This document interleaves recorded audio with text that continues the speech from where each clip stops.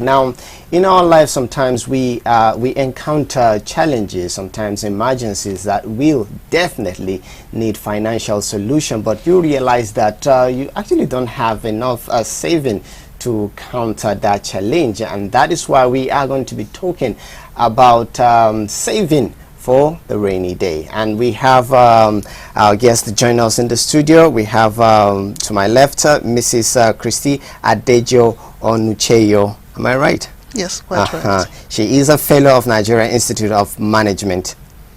And also we have David Olalere Oyetunji. Yes. He is an economist and financial expert. You're both welcome to our studio. Thank you very much. Now, when we say saving for the rainy day, what exactly are we talking about? Saving basically entails putting some resource aside for times that you might need them, and you may not readily have the source coming out. So if you're saving for the rainy day, you may have to deprive yourself of some of those resources, and let's say money, basically, so that you put it in stock for a time when it will come, it will become useful. For instance, in emergencies, the concept rainy day actually presupposes an emergency. It's not a very easy thing to do. It requires a lot of discipline. Maybe I should just stop there for now. Okay, now talking about discipline, a lot of people say, oh, you're asking me to save and I don't even earn enough to save.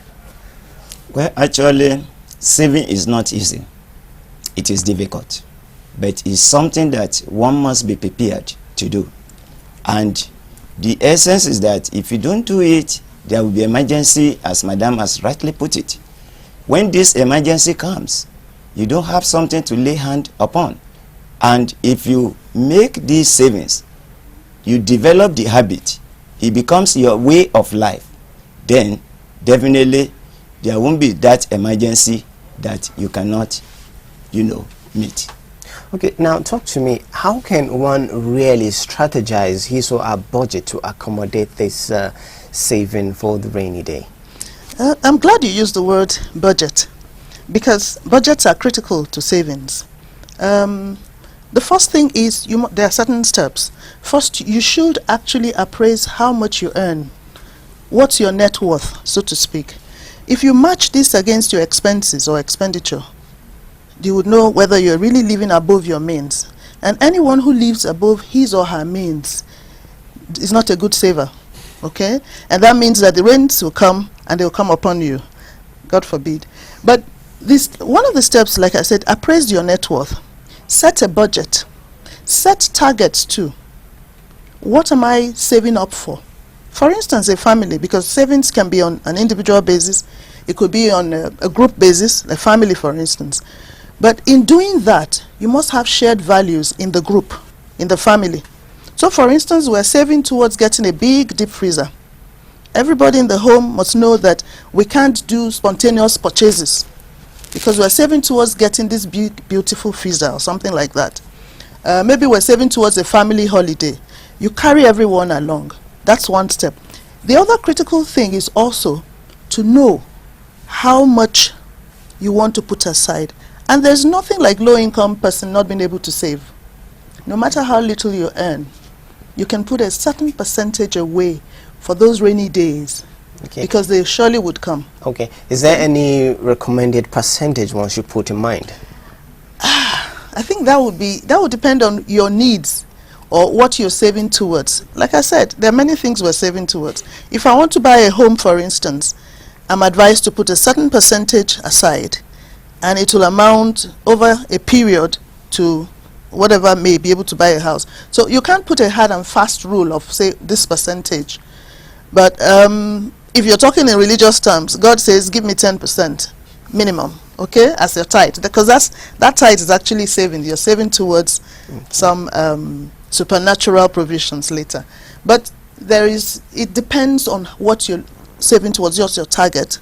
And it depends on how much you earn, which is why I said those are the steps you have to analyze before you know what to say. Now, Mr. Oyetunji, now you are a financial expert. Is it advisable to, because you are saving for the rainy day emergencies, is it advisable to invest the savings? Well, you see, they say investment is the postponement of the present consumption in order to consume more of it in future. And saving is spend less from your earned income. Yeah. If you do not make that saving, there will be nothing to invest. So when you make the saving, you invest the money, you are turning around that money and it will increase. Actually, the right thing in life is that you first of all work for money, and later the money will work for you. When you make enough savings, it will get to a time you are having a discussion with people and they bring up an idea of a business.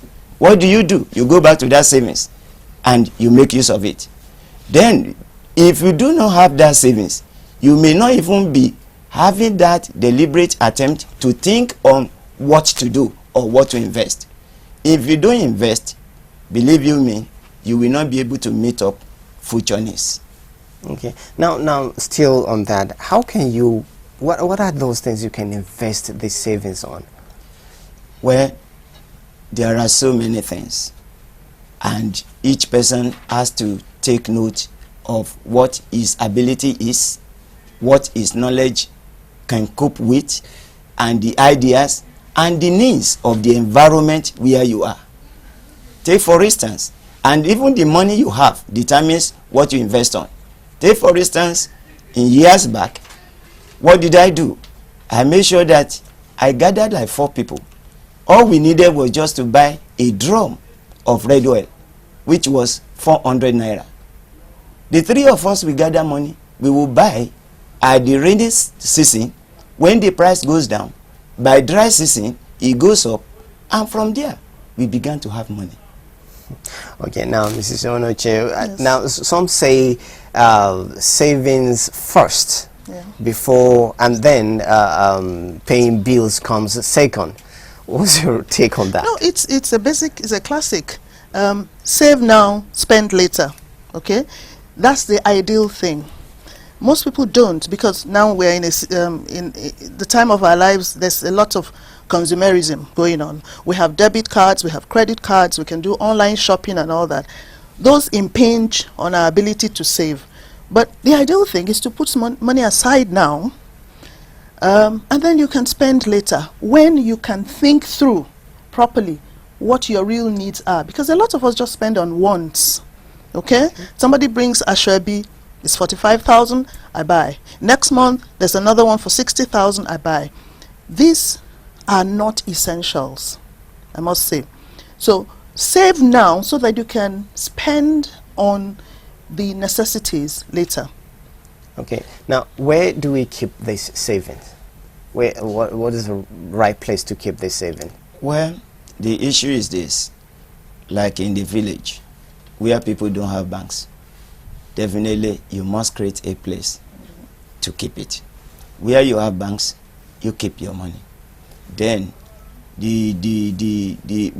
some people not only keeping the money in the bank, you know, there are other instruments people buy, and because they don't need the money, there is surplus fund as at present, but they put this money there. It's a form of saving. When the need arises, then you have something you can readily lay hand upon and you make use of it, and it solves your problem, because the essence is to meet the emergency needs. Simple economic theory says our wants are unlimited. So every now and then, like Madam has rightly put, your wants will always be be above your limited resources. But out of it, you must save, because there will be essentials there later which you will need to meet, which will become inevitable. Okay. Sorry, I could just add to that and say where you can invest that. Some banks will take money on a long term. They will tell you put what they call incentivized savings. You put your money away for a long term. If you can maintain this minimum, I'll give you so much premium on it or so much reward on it. A lot of banks do it. So they tell you minimum of 50,000 for 3 months, and then, so those kind of savings can be invested in mutual funds, all kinds of instruments. Like you said, a lot of financial products exist like that. But if you can also put it in a piggy bank at home, okay? Teaching children particularly, we use the concept of piggy banks. Put money away in a bottle that cannot be opened, and on and on and on. Talking about children, and I actually want to ask you, when is the right time to start saving? When they know money. And a 2-year-old knows money now, okay? Try and get them a $100 Naira bill, and you'll see how excited they are. So as long as they already recognize money as a mode of exchange for something good, money buys biscuits, it buys sweets, goodies, they can save it. You can tell them, put this away, we can then buy you that ice cream we saw in the shop, or, you know, you can give them even a better target, even towards their school shopping. So it's never too early to start, as long as they recognize money. Okay, now taking this further, some say we don't have good saving culture in Nigeria, and how has this affected investment profile of the country? Of course, you cannot invest unless you have saving. It is a prerequisite. So in Nigeria, a lot of people develop this consumption, habit, consuming and consuming and consuming and consuming. There is no end to consumption. Take for instance, we have smartphone. If you buy a smartphone today, before you know it, the next few months, a new one is out, you can go for it. You discover that nothing is left. When we say a culture has to be with a habit that is done over and over and over. The best thing is that somebody must deliberately develop a habit, a behavior of setting aside out of what you earn. If you cannot set aside out of 100 Naira, believe you me, if you start earning a million or trillions, you will not be able to develop, because there will always be needs that will be overriding what you have. So once you form a habit of saving and you continue with it over and over, and it becomes your behavior, your habit, definitely it becomes a culture, and that is what most Nigerians they need. Okay, now we're talking about this habit, developing the habit of savings. Now, what are those things people can do to ensure that this they affirm this habit in themselves? Well, like we always said, look at your value system. What do you find important in your life? What are the things that matter most to you? Or if you're in a system, for instance, because you can also do savings on a systemic level, what are the things that you hold dear? Then put those as targets, okay? But you must always have a shared value. I keep saying that, if you're in a group. Otherwise, some people will jeopardize it. Let me give you an example. A mundane thing like a family. Spouses can jeopardize your urge to save, because maybe the man wants to save towards a big project, but the wife nags and says she wants a particular thing.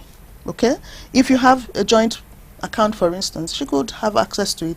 I mean, and the tables could be turned. I'm not saying women are frivolous and all that, but these are some of the issues that can militate against proper saving culture. But if you have a resolve, if you carry everyone along, it's possible to do it. On a personal level, you must know that it's advisable to put money aside that you can survive on for 6 months to a year if your present source of income is cut off suddenly, because that's what rainy days are about. Okay, you have the last word. Well, my advice is that I will advise especially youths to begin the habit of setting aside out of what they are earning. It doesn't matter how little it is. Even out of 100 Naira, 10 Naira is something. When it is done over time, it amounts to something, and you'll be able to have something to invest upon. Thank you. Future will be guaranteed. Thank you very much for coming to talk to us about the saving for rainy days.